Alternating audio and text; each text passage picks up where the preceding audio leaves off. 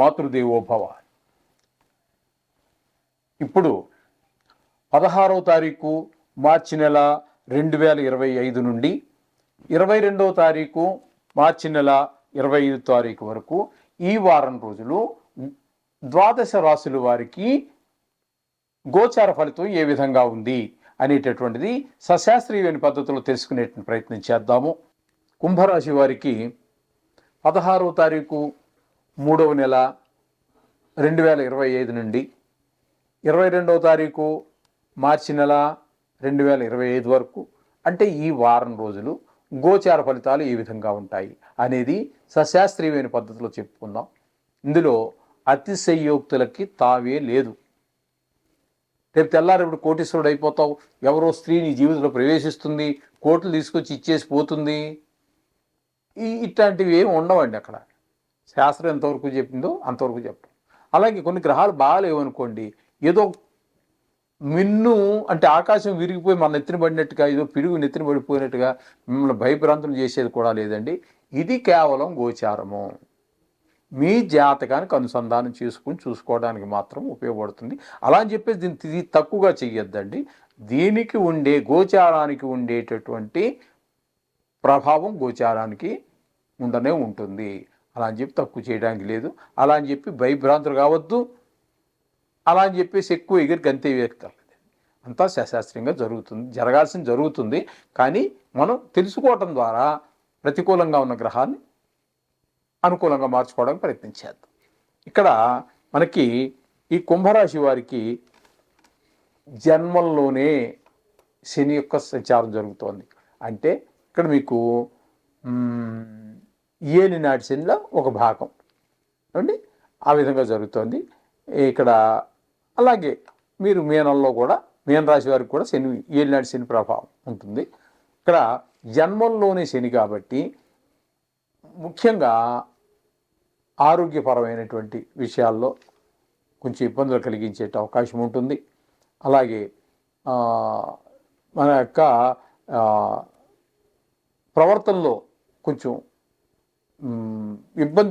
ఇబ్బంది కలిగించే విధంగా ఉంటుంది.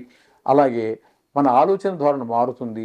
చెడువైపు ఎక్కువ ఆకర్షితులు అవ్వటానికి అవకాశాలు ఎక్కువ ఉంటాయి జన్మరాశిలోనే శని యొక్క సంచారం జరగటం ద్వారా. కాకపోతే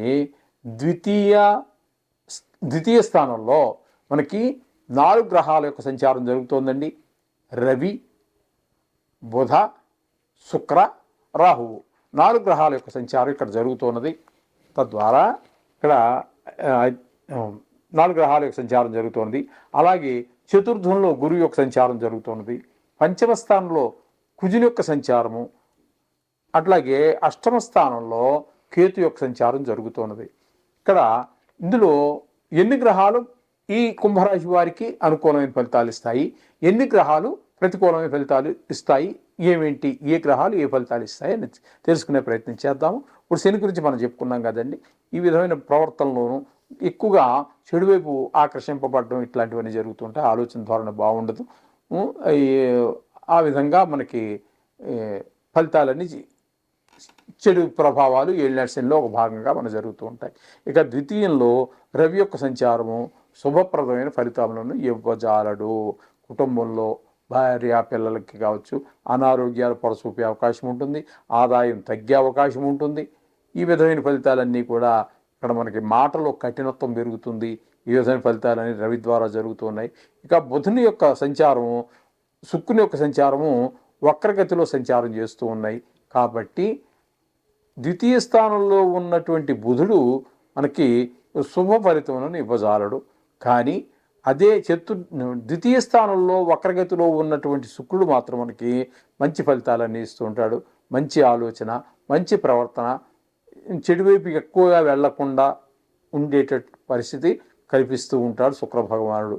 ఇకపోతే రాహువును కనుక ద్వితీయ స్థానంలో తీసుకున్నట్టయితే ఆయన కూడా కుటుంబంలో ఆదాయం తగ్గటము, భార్య పిల్లలకు ఇంట్లో ఒక మంచి ఒక వాతావరణం లేకపోవటము, ధన నష్టం జరగటము, ఇట్లాంటివన్నీ కూడా ఈ రాహు వల్ల జరిగే ఫలితాలు వస్తూ ఉంటాయి.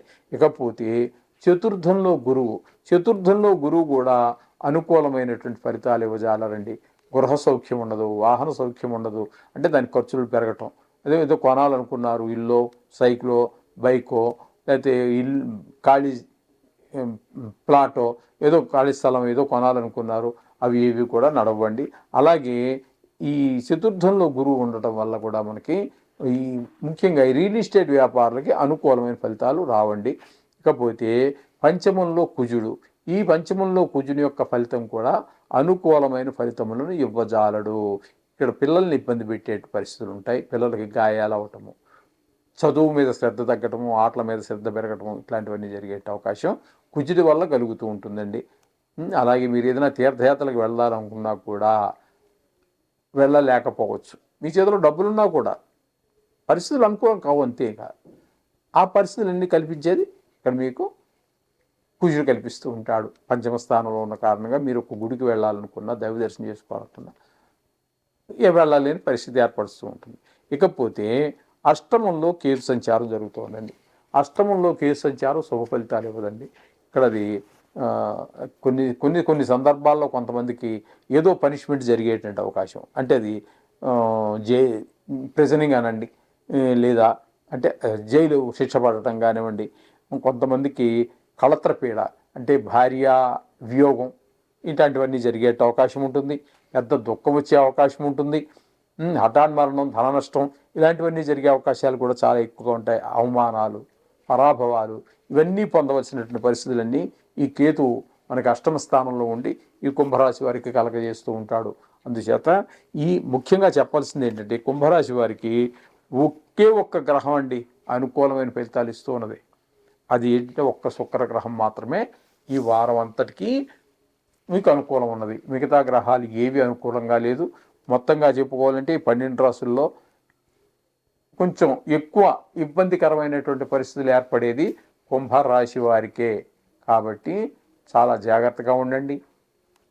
మాట, మూట చెప్పుకున్నాం కదండి ఇందాకనే. మూట అనుకున్నాం కదా, మూట అంటే డబ్బు. ఈ రెండింటి విషయంలో చాలా పొదుపుగా వాడుకోండి. ధనాన్ని ఎంత జాగ్రత్తగా వాడుకుంటారో మాటను కూడా అంతే జాగ్రత్తగా వాడుకోవాలి. ఎందుకంటే ఎవరితో ఎక్కువ తక్కువ మాట్లాడొద్దండి. టైం బాగలేనప్పుడు రామ అంటే కూడా బూతు మాట కింద వస్తూ ఉంటుంది. అందుచేత మాటను కూడా చాలా పొదుపుగా వాడుకోండి. అలాగే చాలా గ్రహాలు ప్రతికూలంగా ఉన్నాయి కాబట్టి ఖచ్చితంగా మీరు రోజు ఈ నవగ్రహాన్ని పాటించండి. ఒక్కరోజు కూడా అశ్రద్ధ చేయవద్దు ఈ వారంలో. ఇది నా సలహా. ఓం భూయా.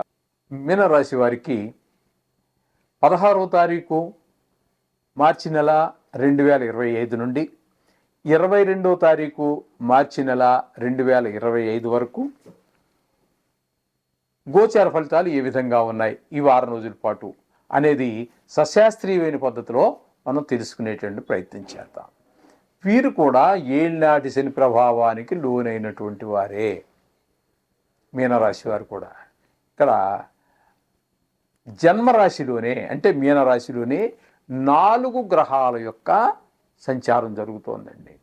అవి ఏంటంటే సూర్యభగవానుడు, బుధ భగవానుడు, శుక్ర భగవానుడు, రాహు భగవానుడు, 4 గ్రహాల యొక్క సంచారం జరుగుతున్నది. అయితే ఇందులో బుధ భగవానుడు, శుక్ర భగవానుడు వక్రగతిని ప్రయాణం చేస్తూ ఉన్నారు. ఇకపోతే తృతీయ స్థానంలో గురువు యొక్క సంచారం జరుగుతున్నది. తృతీయ స్థానంలో గురువు యొక్క సంచారం జరుగుతున్నది. చతుర్థ స్థానంలో కుజుని యొక్క సంచారం జరుగుతున్నది. అలాగే సప్తమ స్థానంలో కేతుగ్రహం యొక్క సంచారం జరుగుతున్నది. వ్యయస్థానంలో శని భగవాన్ యొక్క సంచారం జరుగుతూ ఉన్నది. అయితే ఇక్కడ ఆయా రాసుల్లో వారు సంచరిస్తున్న కారణంగా మనకి ఏ విధమైన ప్రభావం కలగజేస్తారు అనేటటువంటిది సశాస్త్రీయ పద్ధతిలో తెలుసుకునే ప్రయత్నం చేద్దామండి. మీనరాశిలో రవి ఏ మాత్రమో అనుకూలమైన ఫలితాలను ఇవ్వజాలరు. ఇంట్లో దగ్గులు, లేకపోతే జ్వరాలు, కోల్డ్, అదే సర్ది చేయటము, ఇట్లాంటి చిన్నపాటి ఇబ్బందులు ఆరోగ్య విషయంలో కుటుంబానికి అందరికీ మొత్తం ఈ విధమైన అనారోగ్య పరిస్థితులు ఏర్పరచడానికి కారకుడవుతాడు ఇక్కడైనా. ఇక బుధ భగవానుని తీసుకున్నట్టయితే వక్రగతిలో ఉన్న కారణంగా ఆయన శుభ ఫలితములను ఇవ్వజాలడు. ధన వ్యయము, అలాగే శత్రుభయము, మనోవిచారము, ఇవన్నీ కూడా కలిగేటువంటి ఫలితాలన్నీ ఇస్తూ ఉంటాడు అక్కడ బుధ భగవానుడు. అలాగే శుక్ర భగవానుడు కూడా వక్ర మార్గంలోనే ఉండి జన్మంలోనే ఉన్నారు. అంచేత ఆయన మాత్రం శుభ ఫలితాలను ఇస్తాడు. ఆయన ఏ విధంగా చూసుకున్నా శుక్ర భగవానుడు మాత్రం వీరికి మంచి ఫలితాన్ని ఇస్తూ ఉన్నారు. శుక్ర భగవానుడు ఇక రాహువు తీసుకున్నట్టయితే జన్మంలో రాహు వల్ల అనారోగ్యాలే కాకుండా కామ, క్రోధ, లోభ, మోహ, మదమాశ్చర్యాలన్నీ విజృంభించటము, దాంతోపాటుగా విషక్రిములైనటువంటి దోమలు, బల్లులు, బొద్దింకలు ఇట్లాంటివి కూడా ఇబ్బంది పెట్టేటువంటి పరిస్థితులన్నీ కూడా మనకి గోచరిస్తూ ఉన్నాయి. ఇక్కడ రాహు వల్ల కలుగుతూ ఉన్నాయి. ఇకపోతే తృతీయ స్థానంలో గురువు యొక్క సంచారం జరుగుతున్నదండి. తృతీయ స్థానంలో గురువు ఏమాత్రం అనుకూలమైన ఫలితాలు ఉండవు. అట్లాగే మనం ఉద్యోగం చేసేటువంటి జాగాలో కానివ్వండి, లేదా వ్యాపారం చేసే జాగాలో కానివ్వండి, మనం నివసించేటటువంటి ఇంటి దగ్గర కానివ్వండి, మన పై స్థాయి వాళ్ళు కానీ, మన సమాన స్థాయి వాళ్ళు కానీ, లేదా కింద స్థాయి వాళ్ళు కానీ ఎవరు కూడా మనకి సహకరించరండి. తద్వారా మనకి కొంత ఇబ్బందికరమైన పరిస్థితులు అన్నీ ఏర్పడుతూ ఉంటాయి. ఈ విధంగా కొంచెం ధనం వ్యయమయ్యేటువంటి అవకాశం కూడా మనకు కనిపిస్తూ ఉంటుంది. ఇక్కడ తృతీయ స్థానంలో గురువు యొక్క సంచారం, చతుర్థంలో కుజుని యొక్క సంచారం. తద్వారా ఈ రియల్ ఎస్టేట్ వ్యాపారులకి ఈ వారం బోణి అవ్వడం కూడా కష్టం అండి. ఎందుకంటే ఆయన భూకారకుడు కాబట్టి, గృహకారకుడు కాబట్టి, అక్కడ అనుకూలమైన ప్రదేశంలో లేరు కాబట్టి అయినా వారికి కొంచెం రియల్ ఎస్టేట్ రంగంలో ఉన్నటువంటి వారికి కొంచెం ఇబ్బందికరమైన పరిస్థితులు ఏర్పడుతూ ఉంటాయి. అంటే వ్యాపారం జరగదు, డబ్బులు రొటేషన్ కావండి. ఇకపోతే ఈ మీనరాశి వారికి సప్తమ స్థానంలో కేతు సంచారం. సప్తమ స్థానంలో కేతు సంచారం వల్ల జరిగేది ఏంటంటే భార్యాభర్తల మధ్యన అనుకూలత లేకపోవటం, వీరు చెప్పిన దాన్ని వారు అంగీకరించకపోవటము, వ్యతిరేకించటము. కొంతమంది అంగీకరించకపోయినా వ్యతిరేకత చూపించరు, భార్యగా వారి ధర్మాన్ని వారు పాటిస్తూ ఉంటారు. ఇక్కడ ఏంటంటే కొంతమంది ఉంటారు కదా, అన్ని రకాలు ఉంటారు కదండి ప్రపంచం. వ్యతిరేకించే వాళ్ళు ముక్కు మీద గుద్దినట్టే చెప్పేస్తారు. ఆ రకమైన వాళ్ళతో మరిన్ని ఇబ్బందులు ఉంటాయి. ఆ రకమైనటువంటి భార్యాభర్తల మధ్యన ఉన్నట్టయితే ఎవరిలో ఉన్నా కూడా ఇబ్బందికరమైన పరిస్థితి ఉంటాయి. అలాగే ఎవరితోనైనా మనం వ్యాపారం 2, 3, 4, 5, 6 కలిసి పెట్టుబడి పెట్టి చేస్తుంటాం. వాళ్ళ మధ్యన కూడా ఒక ఏకీభావం ఉండదండి. ఆ ఏకీభావం లేకపోవడం ద్వారా ఒక ఎద్దు అలాగే ఒక ఎద్దు ఇట్లా లాగుతుంది అనుకోండి, బండికి కట్టిన ఎద్దులు, అది బండి సక్రంగా నడవదు. అదేవిధంగా వారు ఈ భాగస్వామ్యంలో వ్యాపారం చేసేవారికి కూడా ఈ వ్యాపారం సక్రంగా నడిచే అవకాశం ఉండదు. తద్వారా ఆదాయం తగ్గేటువంటి అవకాశం ఉంటుంది. కొన్ని సందర్భాల్లో మనస్పర్ధలు ఏర్పడేటువంటి అవకాశం కూడా మనకు ఖచ్చితంగా కనిపిస్తూ ఉన్నది. అలాగే వ్యయస్థానంలో శని భగవాన్ యొక్క సంచారం జరుగుతోందండి. దీనివల్ల శత్రుభయం, మనోవిచారము, కొంతమందికి భార్య చనిపోవటము, కారాగార శిక్ష, ధన నష్టం జరగటము, ఇట్లాంటివన్నీ కూడా జరిగే అవకాశం ఉంది. ఎందుకంటే ఇది ఒక్క మనిషి కుంభరాశి వాళ్ళకి మీకు ఒక వ్యక్తిగతకు సంబంధించింది కాదండి, రాశిగతమైన ఫలితాలు కాబట్టి దీని కిందకి కొన్ని ప్రపంచవ్యాప్తంగా మనం తీసుకున్నట్టయితే సుమారుగా 70 కోట్ల మందిని మనం ఇందులో చేర్చుకోవచ్చు. తద్వారా అన్ని గ్రహాలు మనకి నిజానికి చెప్పాలి అంటే నిజమైన మీ వ్యక్తిగత జాతకానికి దీన్ని అనుసంధానం చేసుకుని చూసుకుంటేనే, ఒకవేళ మీ వ్యక్తిగత జాతకంలో బాగుంది అనుకోండి, మహర్దశ మంచిగా నడుస్తోంది, దీని ప్రభావం ఇంకా తగ్గుతుంది. అది బాగాలేదనుకోండి, దానికి తోడు ఇదేంది అనుకోండి, ఇంత బాధ అయ్యేటట్టు అవకాశం కూడా ఉంది. ఈ విధమైన ఫలితాలన్నీ కూడా మనకు వస్తూ ఉంటాయి. ఇకపోతే ఈ వీరికి కూడా ఈ మీనరాశి వారికి కూడా యోగించేటటువంటి గ్రహం ఏంటంటే ఒక్క శుక్రగ్రహం మాత్రమే యోగిస్తోందండి. ఇందాక కుంభరాశి వారికి కూడా అదే శుక్రగ్రహం యోగించింది, మిగతా ఏ గ్రహాలు యోగించలేదు. చేత ఇక్కడ మొత్తంగా చెప్పుకోవాలంటే కుంభరాశి వారికి, మీనరాశి వారికి కొంచెం ఈ గోచార రీత్యా, కేవలం గోచార రీత్యా కొంచెం ఇబ్బందికరమైన పరిస్థితులు ఉంటాయి. కాబట్టి అనుకూలంగా లేనటువంటి గ్రహాలకే కాదు, అనుకూలంగా ఉన్న గ్రహాలకి కూడా రోజు ఒక 2 నిమిషాలు కేటాయించండి. వీలైతే గుడికి వెళ్ళండి, ఆ నవగ్రహాల చుట్టూ 9 సార్లు తిరగండి. లేదా నవగ్రహాలకు సంబంధించి అనేకం చెప్పారు. ఏ ఒక్కటి చేసుకున్నప్పటికీ తప్పేమీ లేదు. సర్వదేవ నమస్కార కేశవం ప్రతిగచ్చతి. మీరు ఏ దేవుడికైనా నమస్కారం పెట్టండి, ఆ కేశవుడికే చెందుతాయి. కాబట్టి ఇంతమంది దేవుళ్ళు అంటే ఏకో విష్ణు మహద్భూతం పృథుగ్భూతం, విష్ణువు ఒకడే. కానీ ఆయా సందర్భాల్లో ఆయా ప్రాంతాల్లో ఆయా అవతారాలు ఇచ్చారు. కాబట్టి దేవుడు అనేవాడు మూల పదార్థం ఒకటే. కాబట్టి మీరు ఏ దేవుడికైనా సరే సంబంధించి చేసుకోండి.